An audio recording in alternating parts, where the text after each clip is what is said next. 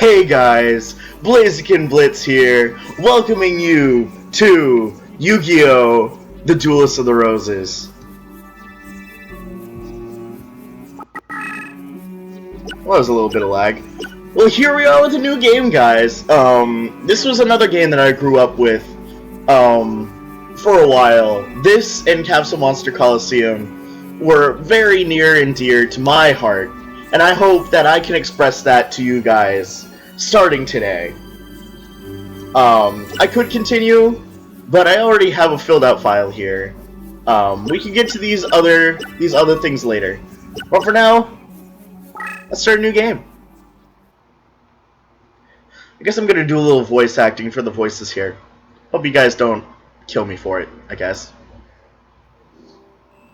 The British Empire in the 1480s. The Wars of the Roses, a power struggle between the houses of Lancaster, the Red Rose, and York, the White Rose, to decide a royal successor was nearing an end. With the Yorkists well in the lead, the reign of Richard III was but a step away. And in France, Yugi, Henry Tudor, the last Lancastrian heir, was being forced to live a life of exile.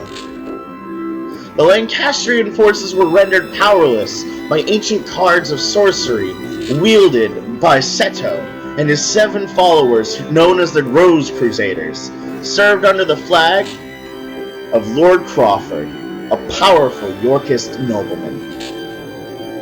Lacking a duelist to champion their cause, defeat was imminent for the Lancastrians. In England, duel card games were still at the fledgling stage. Thus, the Lancastrians had to look elsewhere for a duel master capable of facing the Rosencrews in battle. With this in mind, Margaret Mai Beaufort of Lancaster secretly requested a high druid to summon a duelist from another age.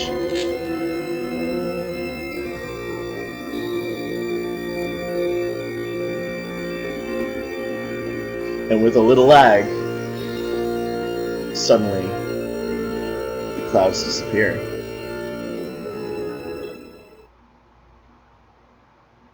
We kind of hit that landing kind of hard, I would say. Kind of a broken face there.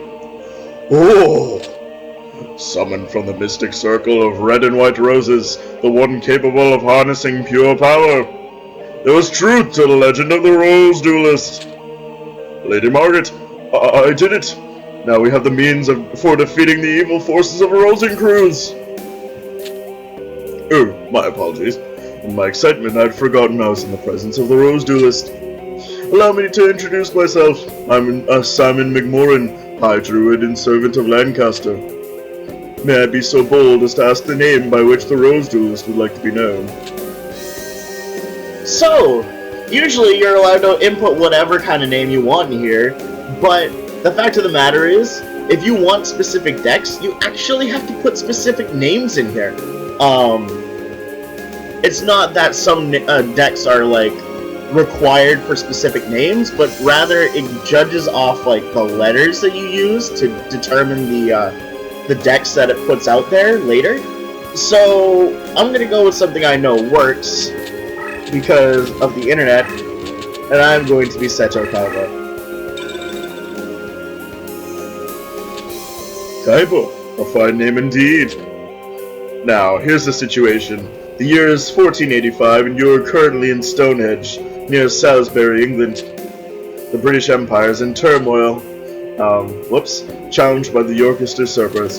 The power struggle is referred to as the Wars of the Roses, a name based on the badges used by both sides, a red rose for the Lancastrians and a white rose for the Yorkists.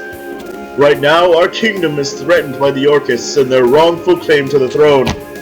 All because the Yorkists enjoy the support of the Rose Crusaders and their sorceress, White Rose cards. Using our Red Rose cards, we summon you, Kaiba, to this day and age.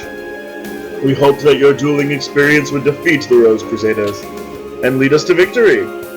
You will help us. Of course you will. Foolish of me to even doubt where your loyalties lie. Rumor has it that only the legendary Rose Duelist stands a chance against the power of Rose and Cruz. We appreciate any help you can provide against them. Before I forget, I should warn you that the rules to dueling differ here from those of your age. Here in England, dueling is governed by what is known as the perfect rule. In addition to several minor distinctions, there are two major differences. One is the existence of movement or positioning, the other is the deck leader concept. These are two aspects of dueling that were lost in the process when the ancient sport of duel monsters was adapted to card form. The perfect rule represents these lost rules that were miraculously revived here in England. Perhaps a practice duel will serve better than an explanation, shall we?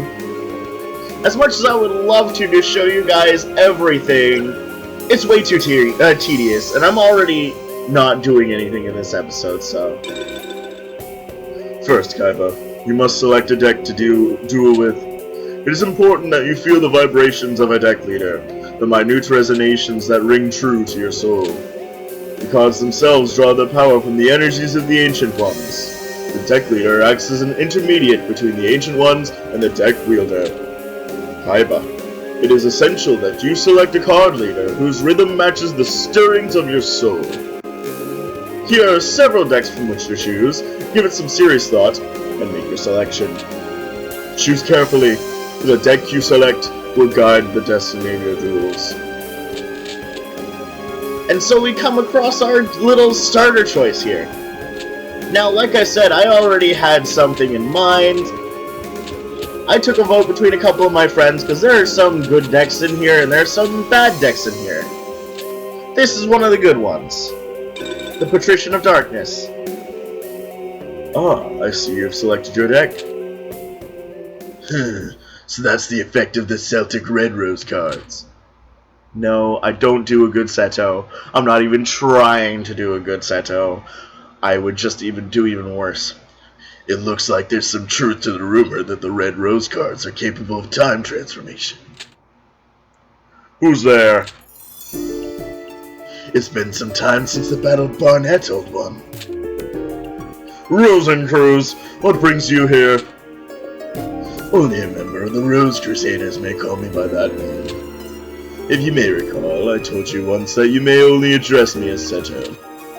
Or does memory fail you, old man? And you must be the dreaded Rose Duelist. I must admit there's a certain aura of power emanating from you. I believe an introduction is in order. I am Seto, leader of the Rose Crusaders. There are members of our little group who prefer to call me by the name of C. Rosencruz. I ask you again, what brings you here, Seto? Mind your manners, old man. What else would bring me here? I've come for the Red Rose cards. After all, it was you who showed me how the summoning capabilities would evolve when the Red Rose cards are combined with the transport powers of the White Rose cards. You aren't thinking of attempting the Forbidden Rose summoning? If so, then the Red Rose cards must never fall into your evil hands. Card sorcery taps into the powers of the Ancient Ones. By their very nature, each card is a double-edged sword that can cut both ways. The Rose cards alone harness tremendous power. There's no telling what horrors one might unleash to the world by combining both red and white. I will sacrifice my own life if need be to prevent any from uttering the spell of doom. The spell of doom? Fool! The 16 red and white rose cards grant power over all. Druid legend has twisted the true meaning of these cards. We Rose Crusaders have sworn to create a utopia, free from the ravages of war. We intend to accomplish this with the power of the cards. And we shall do so by extending the rule of Richard III throughout the known world. By the way, it was clever of you to form a circle of red roses within the right rose barrier to summon the Rose Duelist. But you were foolish enough to come alone. This area is surrounded, and if you wish to leave with your life, you will do so only by handing over the red rose cards. Me? A fool? Then what about you? Are you fool enough to actually believe the red rose cards will remain here in my possession? Right after the summoning, I had the cards dispersed among our best duelists to keep them from your tainted hands. Then you leave me with but one option. I shall enlist the aid of your precious rose duelist. You take leave of your senses. Then you speak too soon, old man. Heed my words, duelist. If you wish to return to your proper time period, you will require 16 cards of the red and white roses. The red and white positions must be laid out in reverse of the summoning order to send you home. You know the spell? Since you need the 16 rose cards just as much as we do, I propose a partnership. Help us gather the cards, and I shall guarantee your return after we've achieved our ultimate goal. Absurd proposal. Do you think that the Honorable Kaiba would even lend an ear to your ridiculous proposal? Can you be so sure, old man? Let me see. Simon's side has 8 of the red rose cards, while my side, the Rose Crusaders, has possession of the 8 white rose cards. As the numbers are even, simple arithmetic indicates that you could side with either of us.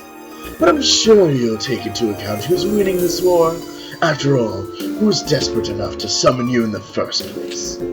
I think it's quite clear which side is better positioned to send you home.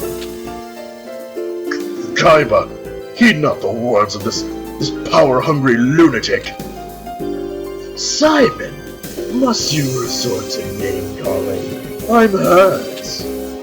I'll tell you what, why don't we leave the decision to our dear duelist? After all, Simon, the duelist's future is not for us to decide now, is it? Well, yes, but... Splendid! In keeping with tradition of the old temple gardens, I offer you a choice, duelist. Here are 2 roses. The white represents me, and the red rose Simon here. For the sake of justice, choose the red rose. Stand by my side, duelist. Choose the white rose. So basically, I want to side against Seto, so I want to side with the Lancastrians, if I remember correctly. How disappointing. Oh well, you made your choice, and I respect that. For now, I will guarantee a safe passage until you've met with Yuki. After all, I wouldn't want our little game to end too quickly. That wouldn't be sporting. I look forward to the day we meet again, duelist. Until then. Remind me to do a better voice for Kaiba in the future. The French Empire, Brest, Isle of Bretagne. Oh, fancy music. Oh. Kaiba, I present Prince Yugi. Last Prince of Lancaster, a true Welshman, and the hope of we who call ourselves Celts. My lord, may I present Kaiba, the Rose Duelist. You serve us well, Simon. My mother was wise in summoning you from Scotland. You honor me, sire. Duelist, I am Yugi. Actually, Henry Tudor is my name, but I find it tiresome. You may call me Yugi. I'm sure Simon explained our situation, but it's only right that I request your services myself.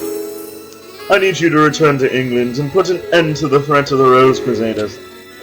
Their white rose cards form a barrier that prevents my armies from setting foot on British soil. Although we Celts have the red rose cards, we are but inheritors who are unable to wield their full power.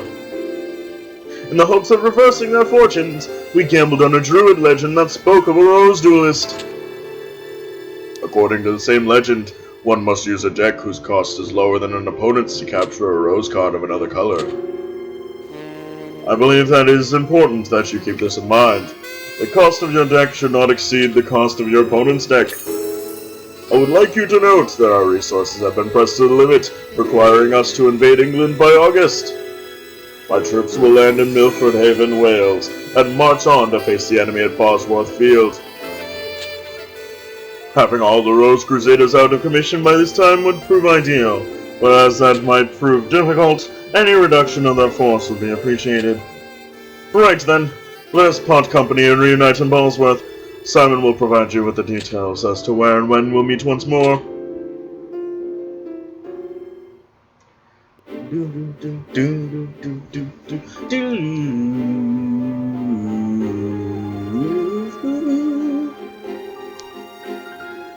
And with that, we start. We have 2 arenas open to us, just out of the blue. So as you can see, we are the Patrician of Darkness. We have our deck cost down below here where my little hand is. The little square that says DC, it's 815. That deck cost has to be lower than each of these guys' deck costs, which is shown right next to their portrait. As you can see currently, it is. Let's check out our deck.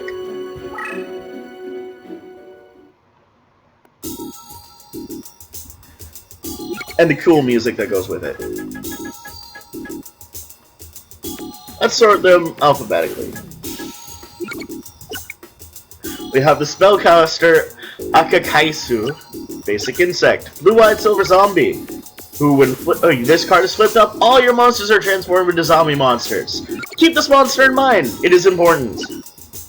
Cross Clown, Curse Breaker, cancels all Spellbind, and increase decrease effects. Does not cancel any bonus effects involving terrain and leader abilities. Cyberstein transforms into Wasteland. Dark Assailant is a zombie. Dimension Hole transports your leader to the space where the cards are activated. This Magician the Machine. Duko Raizo the Grim Reaper is also a zombie, but it ignores traps. Dragon Zombie, the zombie. Fiend's Hand is a zombie. Gokibor is an insect. Great Mammoth the Gold Find is probably going to be our strongest and most reliable monster, as you can probably tell this is a zombie deck. We will be taking great advantage of that. Gruesome Goo is an Aqua. Kagemusha the Blue Flame is a warrior.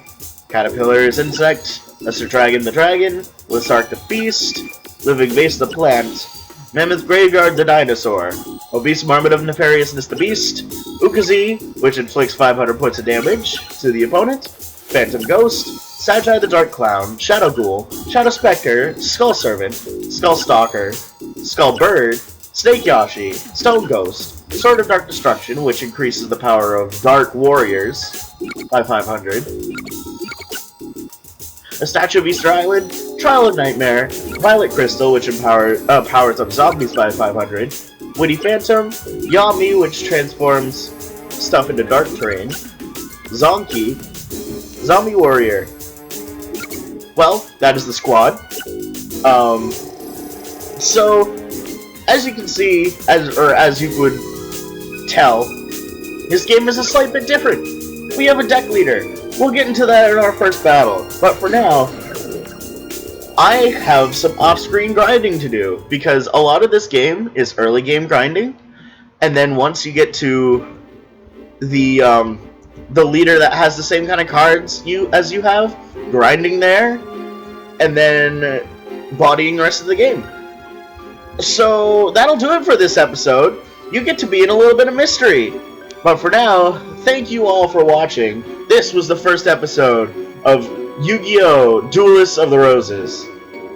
Toodaloo.